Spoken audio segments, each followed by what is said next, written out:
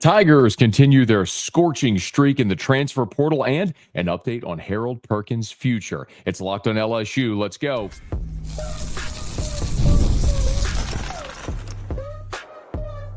You are Locked on LSU, your daily podcast on the LSU Tigers. Part of the Locked On Podcast Network, your team every day. Okay, let's get it. It is Locked on LSU, your team every day. I'm your host, Matt Moscona. Thanks so much for making this your first listen. We are free, available wherever you get podcasts, of course, on YouTube as well. So please subscribe. We got a ton to do today as Brian Kelly met with reporters on Saturday, and much of the conversation, as you might imagine, centered around portal and not so much bowl preparation, but we will let you hear what Brian Kelly said. I have an update on Harold Perkins' future. Patrick Payton, someone who, if you were here with us on the previous episode, we told you LSU in no uncertain terms, was making a very aggressive push for Mr. Payton out of Florida State. Looks like they got that done. We'll get that update here in a second. But what we can tell you that's official is Braelin Moore. So Braelin Moore, the center from Virginia Tech, became the 12th commitment or signee out of the portal to LSU. Now, this was no great secret. Braelin Moore, a third-year player who'll be entering his fourth year of college, a 2-year starter at Virginia Tech, played both guard and center, but for the last 2 years was the primary starter at center, and he is a, no doubt, plug-and-play, day one starter at center. This means DJ Chester kicks to guard to try to win one of those spots, and I think he can. DJ Chester started every game for you this year, and I think he's just a guy that was out of position. He's going to be a better guard than a center. And you went here with Braelin Moore, and you got a center who was the top center in the transfer portal. As we mentioned, a 2-year starter at Virginia Tech, very highly coveted guy, 6'3", 303. He's rated as the fourth best interior offensive lineman in the transfer portal. That's guard center anywhere. So a really nice addition for LSU. Moore took an initial visit to LSU, went back home to Virginia, and didn't take another visit. But people were getting a little antsy because he hadn't formally announced. Well, the formal announcement came, as we knew it would, on Saturday. Now, Brian Kelly met with reporters after practice Saturday morning, and he was kind of asked about the numbers and what's left in the transfer portal. And I want to, the good thing about what Brian Kelly said is that it provides a little coverage where I can be less discreet. I can just be more straightforward with what I know. Maybe not telling you names in particular, but for example, on the previous episode, we talked about Patrick Payton and how LSU made a very lucrative NIL offer. And I was told point blank that does LSU have a chance at Patrick Payton? And they said, well, if he loves if the kid's after money, you got a good chance at him, because LSU wanted him and they were making a very aggressive offer for him, and it was going to happen. Well, Brian Kelly on Saturday, when he met with reporters, was asked if they were kind of done in the portal, what was next in the portal.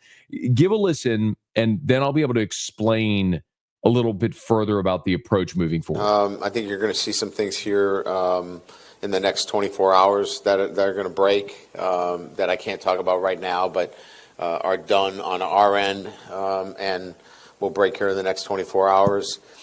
And then there'll be some more work on the offensive line and maybe on the back end of our defense. Okay, so the next 24 hours that he's talking about is Patrick Payton. Okay, that is done. The edge from Florida State, 6'5", 210 pounds. LSU saw him twice in the 2 games that LSU played against Florida State, New Orleans, and in Orlando. And he is a very elite edge guy. He is a pass rusher, not a guy that's going to be tremendously effective against the run, but he's a guy that, in theory, think he replaces Deshaun Womack or Braden Swinson. Maybe not the every down starter, but a guy that is going to help you off the edge, rush the passer. And now you start looking at the rotation at the edge with a guy like a Jamari Butler, a 6-year player coming in from Nebraska.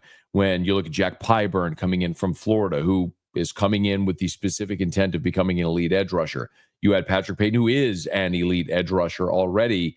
And then you think about who you have coming back with Gabe Relaford taking a step forward, Kalaj Cobbins, who certainly has the potential to be a good pass rusher.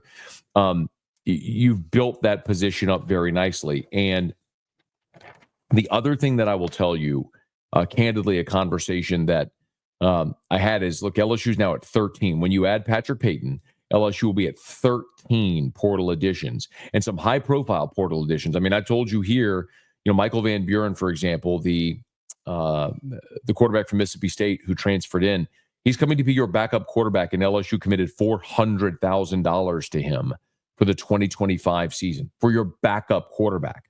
So they are pot committed. But one of the things I asked was, hey, are y'all going to run out of money? And in no uncertain terms, I was told, no, they have money to burn right now. And we're going to have the opportunity whenever this portal window closes and we have a better sense of exactly what the roster is going to look like, that we can revisit, signing day and the general melt that LSU fans had. But I told you then, Bryce Underwood, Jakeem Stewart, Cade Phillips, your unwillingness to overpay for high school players is why you're in the position you are right now in the transfer portal. So Braelin Moore is official. Patrick Payton will become official on Sunday, whenever you're watching or listening to this. Hopefully you're watching or listening to this on Sunday or whenever you are. But that will be number 13. And as you heard Brian Kelly say there, offensive line and the back end of the defense is what's left. He's talking about the safety position right there. So I'm going to let you hear a little bit more from Brian Kelly, then I'll explain more. Because if you remember, a year ago, LSU signed 9 out of the portal, and they thought they'd bump up on double digits this year. But the number that I've told you is they're going to get to 15, because you have the ones you have now. They were going to add 2 offensive linemen. They're going to add a safety that puts you at 15. Well, Brian Kelly was asked about numbers on Saturday, and listen to the number he told you. It's going to probably be closer to the 15 number before it's all said and done. Have you exceeded your own hopes? No, we had a pretty clear plan in terms of where we wanted to be. I think we probably, we probably got there quicker, earlier. I thought it was going to be a little bit longer, because again, you have 5 days after your last game. Even though the portal closes on the 28th, you still have those 5 days after your last game. So, we thought that this would be longer, and it still might. There's some teams that are still playing that,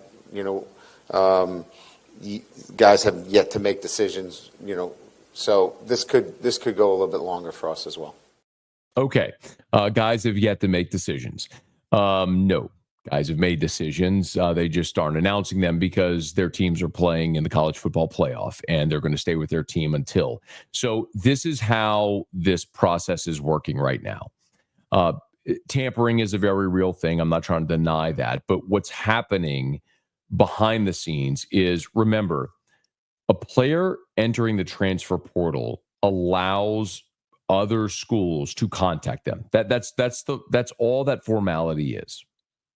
However, basically every player now has an agent, a representative, somebody working on their behalf, and there is nothing to preclude that person, that third party, from making phone calls on behalf of their client, the college football player.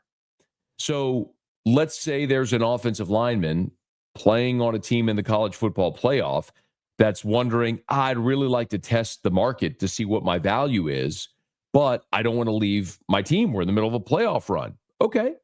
So what do? You have whoever your agent is very aggressively call around to teams that need offensive linemen, and you see what the market value is for that player. And that person, that third party, brokers a deal. Listen, I've told you this happened last year with Lance Hurd. Lance Hurd wanted more money from LSU. LSU wasn't willing to give it. Lance didn't jump into the portal. He had a third-party representative call around, ultimately got the number he wanted from Tennessee. So Lance Hurd went in the portal and signed with Tennessee. So that's just how this is working. You could say it's scandalous or nefarious. And I don't really think it's any of that stuff. I think it's just the nature of the system now and how this is going to work moving forward until there's some parameters put around it, if and when that happens. So, yes, I think from LSU's perspective, when you hear Brian Kelly say it, every time that I've had a conversation about LSU pursuing offensive linemen or safety help, it's pretty consistently, I might have to wait till after the playoff, because you have these 12 teams competing in the college football playoff that in theory, any of them could play until January the 20th. And you heard Brian Kelly say it there. Remember, every team has a portal window that extends 5 days beyond their last game. So this portal window closes on the 28th. But for example, LSU plays on the 31st, so LSU players can enter the portal up until the 4th. Whatever those two teams are that play in the national championship game on January 20th, those players actually have until January 25th to enter the portal. So you heard Brian Kelly say it there. It's not done. And I believe that LSU has silent commits already on the offensive line and at safety from teams playing currently in the college football playoff. So we'll see if it manifests. Listen, LSU's already also gone after players who who maybe it seemed like they were coming and then ultimately backed out. And there is always the possibility that you have a player and agent playing both sides against the middle. And they're just trying to use interest from other schools to get more money from the current school. That could certainly happen.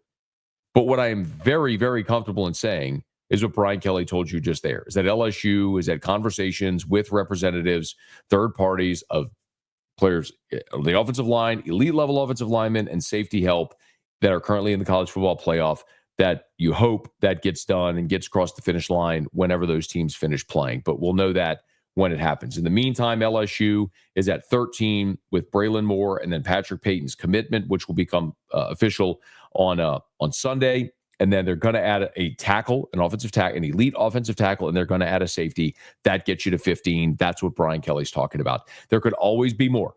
There could always be more positions added, more players added, if there is that great need or that no doubt position available.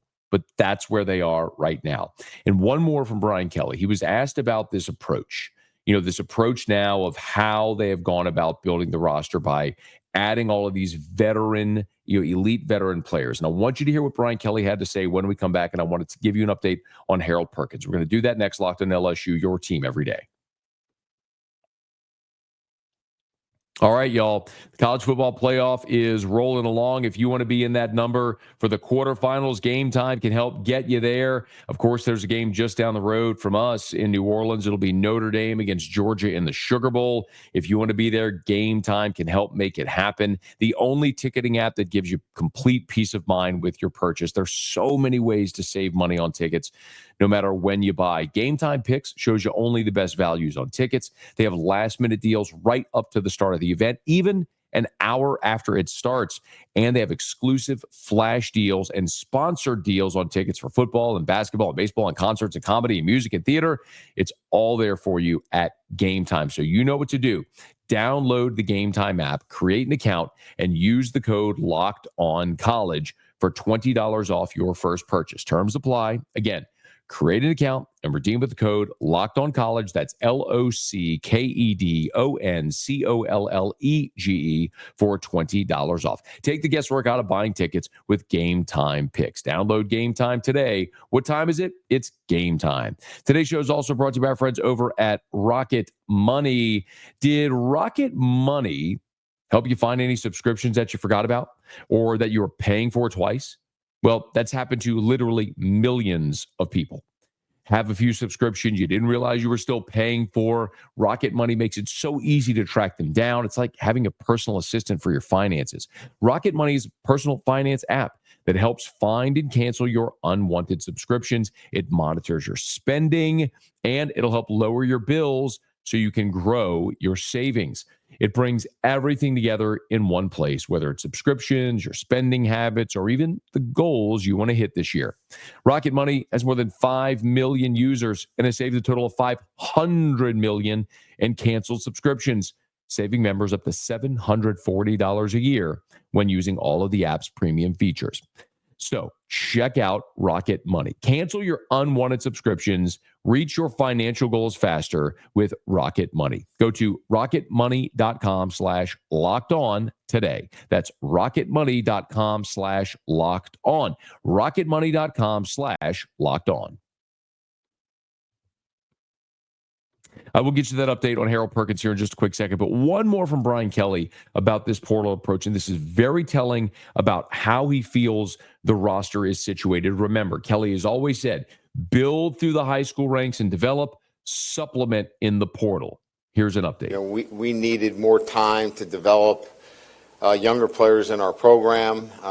They needed opportunity before we went in and brought in a number of veteran players, quite frankly, and the timing wasn't right.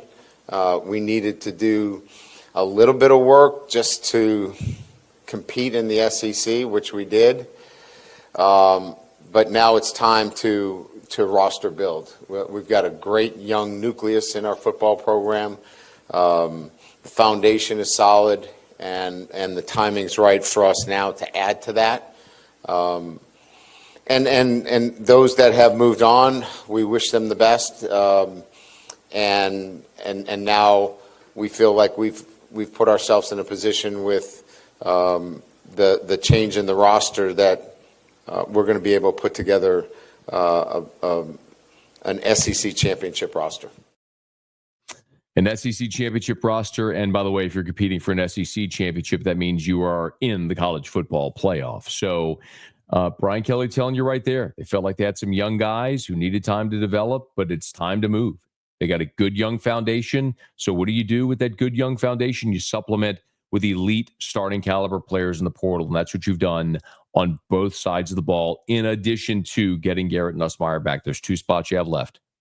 You got to get an offensive tackle. You got to get safety. Brian Kelly told you that's what they're looking at. That's what they're going to get. I believe they have silent commits. We'll find out when those are, when those teams finish the college football playoff. But they're not done yet in the portal. And the roster's not completely done yet because a familiar face apparently is coming back. About a month ago, if you're here every day, and thank you, shout out to all the everydayers who are here every single day for Locked On LSU. We appreciate you. And if you're new, thank you so much as well. But I had an opportunity to have a sit down and was told that there were 3 players who had a draft decision to make that LSU was engaging with about the possibility of coming back. And those 3 players were Mason Taylor, Emory Jones, and Harold Perkins. Now, my feeling then was, listen, getting all 3 of those back is a pipe dream. You'd love for it to happen. It's probably not realistic. Getting 2 out of 3 would be incredible. Really, if you could just get any one of those 3 back, it makes you better. But we know Emory Jones and Mason Taylor have gone off to the NFL draft. They won't play in the bowl game. However, it appears Harold Perkins is going to return for a 4th season in Baton Rouge. And I would expect an announcement as early possibly as Sunday, but very, very soon. There's so many different things to consider in making a decision like that if you're Harold Perkins. Coming into his junior season, he was on everybody's mock drafts as a first-round pick. He was the preseason SEC Defensive Player of the Year. So there were dramatic and grand expectations for Perkins. But for the 2nd consecutive season, LSU tried to move him as an off-ball linebacker, and it didn't work. And then he tore his ACL against UCLA. And now when you look at draft projections for Harold Perkins, none of them has Perkins in round 1. He's probably at best a day 2 pick, could possibly even slide into day 3, depending on the team that covets how they might use him and what his health is like around time for the combine, etc. So if you're Harold Perkins, you come back to LSU, you get a very healthy NIL deal to do so. You get to heal, you get to put out good film, and then try to work your way back into that first round grade that many believe he can be. The other bit of information I was given is that Perkins, in deciding to return, is going to play the star position.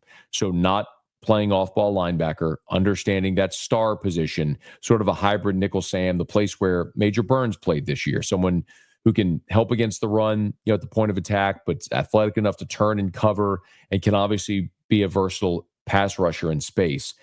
That's what Harold Perkins is best at anyway. I mean, think about the interception he had against Missouri in 2023 on the road. a super athletic play that turned that game that not every linebacker can make, but Harold Perkins can make that play. Harold Perkins as an off-ball linebacker getting caught in the wash, trying to shed 300-pound offensive lineman, that's not a highest and best use of Harold Perkins' talent. Putting Harold Perkins in space to stretch the field, to make tackles in space, to turn and cover and run, to rush the passer, that's what Harold Perkins does best. And that's what they need to do. And it looks like LSU is going to have the opportunity for Harold Perkins to do that one more time in the purple and gold in 2025. Now, remember, you've already brought in Jamari Butler. You've brought in Jack Pyburn. You're adding Patrick Payton as well. You've got Gabe Relaford back. So you've got edge rushers. And you also have off-ball linebackers. You've got Whit Weeks. You've got West Weeks returning as well. You've got Devon Keys taking a big step up this year. So you look at that off-ball linebacker spot, you have good numbers there. And certainly Harold Perkins could be athletic enough to give you some reps there in certain looks, and however Blake Baker wants to get creative and use him. But Perkins coming back, as it appears he will be in that star role, which quite honestly is a best use for Harold Perkins in 2025. We'll wait for that official announcement, but all indications are right now that Harold Perkins will be back at LSU for the 2025 season. Okay, that'll do it for us here on today's episode of Locked On LSU. If you're new, please subscribe on your favorite podcast app.